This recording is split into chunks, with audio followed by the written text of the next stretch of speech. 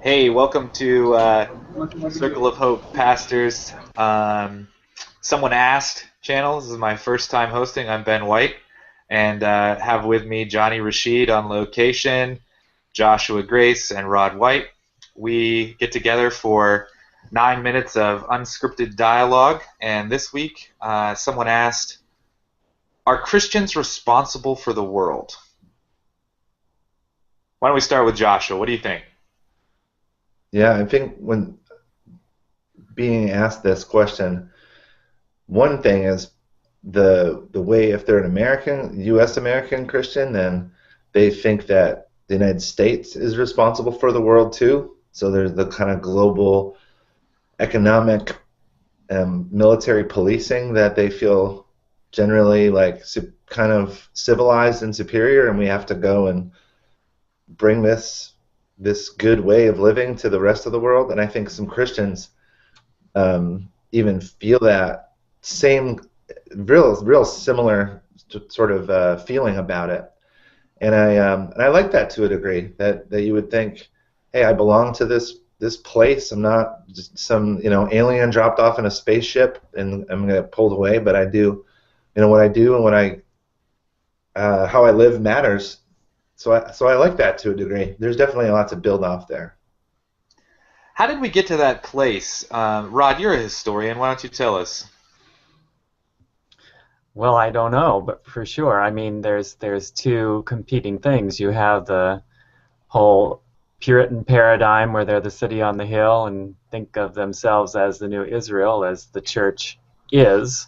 And since they had their little social experiment happening in Massachusetts, they extended that to the whole country and then by extension to the whole world.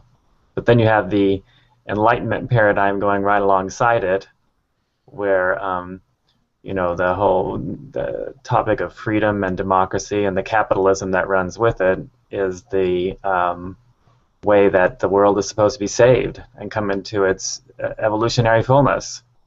So those two have a really interesting intertwined thing going on in the United States, and I can't sort it out. That's why I love being an Anabaptist so much, because I kind of have to say, I don't think any of you people really know what God's trying to do in the world, because it's all about you, and you think you are really responsible, and if you're holy enough, you can just make it all right.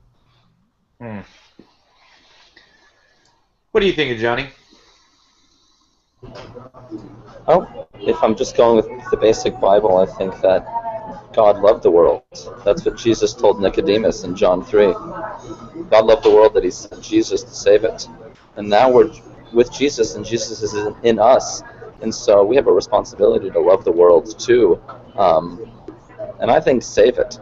I'm not really interested in saving all the structures and systems, but I want to do my part to save the people on Earth, and I want to. Am I responsible for them? No, I think we're all responsible for ourselves. But I have a responsibility to share the gospel at least. Hmm. I think an unexplored, we haven't really gotten here yet.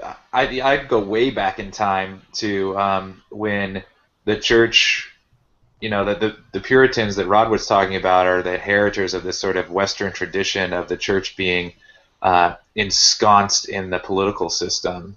So it goes all the way back to our forever enemy Constantine, who co-opted the church for political gain and kind of put the church and state into one entity.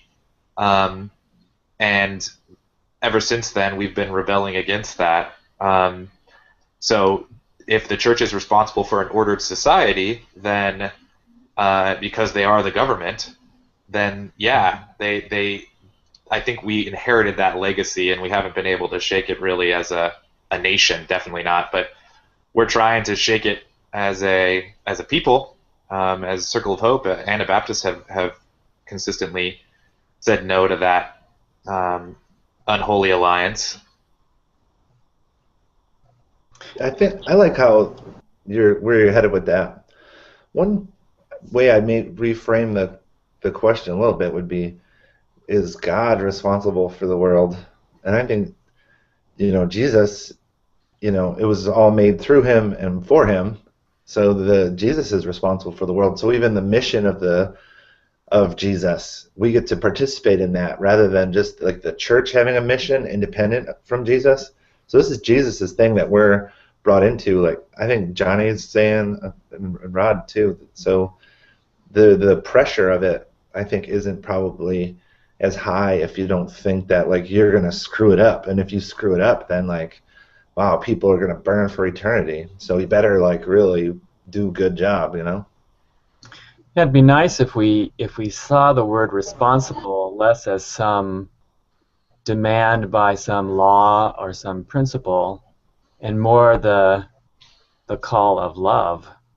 Because I certainly feel responsible for the well-being of people around me, and I feel responsible just because I love them, not because I have some abstract duty that everything in their life is going to work out all right, but they're my people, or they're my neighbor, or they are just part of God's interest. So in that sense, I do feel compelled to be interested in them and concerned about what's happening with them, and so yeah, I'm responsible. So that's Truly. Rod, that's different than when somebody says, "Well, I see ISIS and I just have to do something about it," or I see this sort of happening far off. I just have to, what? How can you not do something? Yeah, I feel their pain, and I do a lot of things about those things, and so I am interested. I talk about them and launch into them sometimes, get into the situations, and see if I can't add something. But for the most part, I think I'm called to do what I'm given, and I have a very limited space here, so I can be responsible within my own capacity, and if it seems a little unrealistic to be responsible about everything but what's right in front of your face, it's better to start with the small thing that you're given rather than to think of the largest thing and feel subject to making it all better. That seems a little grandiose. But Americans are like that. I mean, we are the most grandiose because we're the exceptional people in the exceptional nation, and we're supposed to spend $1 trillion in Afghanistan for some reason, to make the world right for democracy, So we're tempted to be that way. Yeah, I'm not sure the answer is in isolationism. Even isolated as a Christian separatism. One of the things I was saying on Sunday at the public meeting is we're creating an alternative and inviting people into that. But if we never go out into the world and are concerned with it, we have a problem. Just like Jack Shepherd says, we have to go back. We have to go save people. People than any practically. Yeah, I actually was thinking something totally different with this question. I think it's really interesting the way we've attached it to the sort of American exceptionalism and this sort of I think it's like twisted sense of responsibility.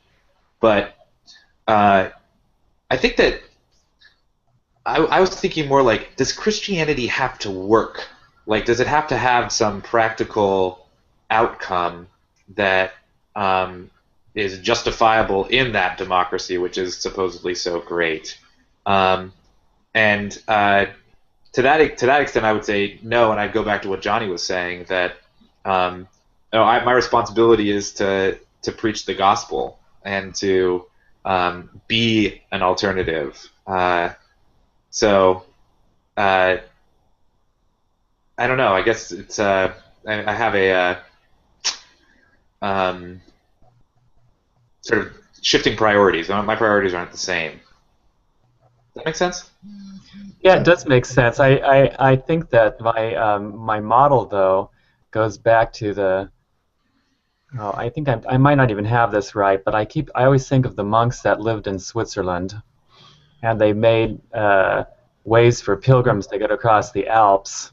Actually bred the Saint Bernard dog so that it could carry casks of wine and such to people who were stranded in the cold and go find them, because they lived there, and people were coming through who probably shouldn't even have, come through, but they did, And since they loved people, they felt responsible to create all of these hospitals and such that they called them, so that they could have this open-hearted responsibility. The world is the creation, and I'm one with the Creator, and I'm the host of the world, and so I'm responsible for it.